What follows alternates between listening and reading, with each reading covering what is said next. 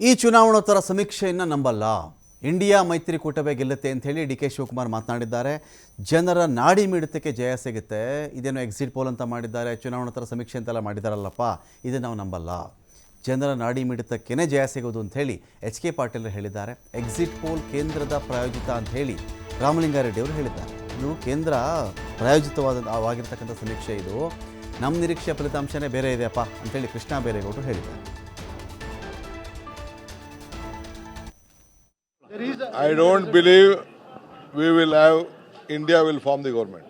ಸಮೀಕ್ಷೆಗಳು ಬಂದಿದೆ, ನಾವು ನೋಡಿದ್ದೇವೆ. ನಮ್ಮ ನಿರೀಕ್ಷೆ ಬೇರೆ ಇದೆ, ಇತ್ತು, ಈಗಲೂ ಕೂಡ ಬೇರೆ ಇದೆ. ಸಮೀಕ್ಷೆಗಳು ಸುಳ್ಳು ಅಂತ ನಾನು ಹೇಳಲಿಕ್ಕೆ ಹೋಗೋದಿಲ್ಲ. ಆದರೂ ಕೂಡ ನಾವು ಇನ್ನೂ ನಿರೀಕ್ಷೆಯನ್ನು ಇಟ್ಕೊಂಡಿದ್ದೇವೆ, ಅದಕ್ಕಿಂತ ಉತ್ತಮವಾದಂಥ ಫಲಿತಾಂಶ ಬರುತ್ತೆ ಅಂತ. ನೋಡೋಣ. ಈಗ ಮತ ಎಣಿಕೆ ಇದೆ, ಅದೇ ಫೈನಲ್ ವರ್ಡಿಕ್ಟು, ಸಮೀಕ್ಷೆಗಳೇನಲ್ಲ. ನಾನು ಸಮೀಕ್ಷೆಗಳನ್ನು ಟೀಕೆ ಮಾಡಲಿಕ್ಕೆ ಹೋಗೋದಿಲ್ಲ. ಏನು ವಾಸ್ತವಾಂಶ ಅನ್ನೋದು ಸಮೀಕ್ಷೆ ಯಾಕೆ ರಿಯಲ್ಲೇ ನಾಳದ್ದು ಬರ್ತದೆ, ಅಲ್ಲಿವರೆಗೂ ಕಾದು ನೋಡೋಣ. ಈ ಎಲ್ಲ ಎಕ್ಸಿಟ್ ಪೋಲ್ಗಳು ಒಂದು ಪಕ್ಷಕ್ಕೆ ಅನುಕೂಲಿಸಬೇಕು ಅನ್ನುವಂಥ ಮನೋಭಾವದವರು, ಅದರಿಂದ ಇವು ಸತ್ಯವಾದದ್ದಲ್ಲ ಅನ್ನೋದು ಹೇಳ್ತಾ ಇದ್ದಾರೆ. ನಾವಂತೂ ಇದನ್ನು ನಂಬೋದಿಲ್ಲ. ಒಂದನೇದು. ಎರಡನೇದು, ಎಕ್ಸಿಟ್ ಪೋಲ್ಗೆ ಸೋಲಾಗ್ತದೆ. ಗಣರಾಜ್ಯಕ್ಕೆ, ಜನತೆಗೆ, ಪ್ರಜಾಪ್ರಭುತ್ವಕ್ಕೆ ಗೆಲುವಾಗ್ತದೆ.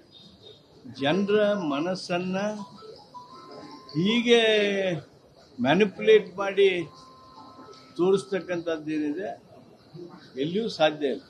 ಯು ಪಿಯಲ್ಲಿ ಒಬ್ಬರು 40 ಸೀಟ್ ತೋರಿಸ್ತಾರೆ, ಒಬ್ಬರು 2, 3, 4 ತೋರಿಸ್ತಾರೆ. ಕರ್ನಾಟಕದೊಳಗೆ 3, 4 ತೋರಿಸ್ತಾರೆ. ನಾವು 16 ಅಂಕಿ ದಾಟಿ ಹೋಗ್ತೇವೆ ಅನ್ನೋದು ಅದು ಜನರ ನಾಡಿ ಮಿಡಿತ.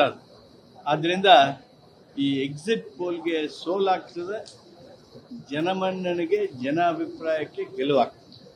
ನಾವು ಹೋದ ವಿಧಾನಸಭಾ ಚುನಾವಣೆ ಸಂದರ್ಭದಲ್ಲೂ ಕೂಡ ನಾವು ಎಕ್ಸಿಟ್ ಪೋಲ್ ನೋಡಿದ್ವಿ.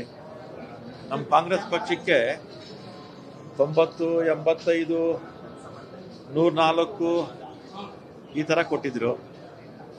ಸಮ್ಮಿಶ್ರ ಸರ್ಕಾರ ಬರುತ್ತೆ ಅಂತ ಬಹುತೇಕ ಎಲ್ಲ ಎಕ್ಸಿಟ್ ಪೋಲ್ಸು ಕೊಟ್ಟಿದ್ರು. ಆದರೆ ನಮಗೆ 136 ಸ್ಥಾನ ಬಂತು. ಎಕ್ಸಿಟ್ ಪೋಲ್ಸ್ ಎಲ್ಲ ಸುಳ್ಳಾಯಿತು. ಈ ಬಾರಿ ಕೂಡ ಇದು ಪ್ರಾಯೋಜಿತ, ಕೇಂದ್ರ ಸರ್ಕಾರ ಪ್ರಾಯೋಜಿತ ಎಕ್ಸಿಟ್ ಪೋಲ್ಸ್ ಇವೆಲ್ಲನೂ, ಇದೆಲ್ಲ ಕೂಡ ಸುಳ್ಳಾಗುತ್ತೆ. ಎಲ್ಲ ಕೂಡ ಸುಳ್ಳಾಗಿ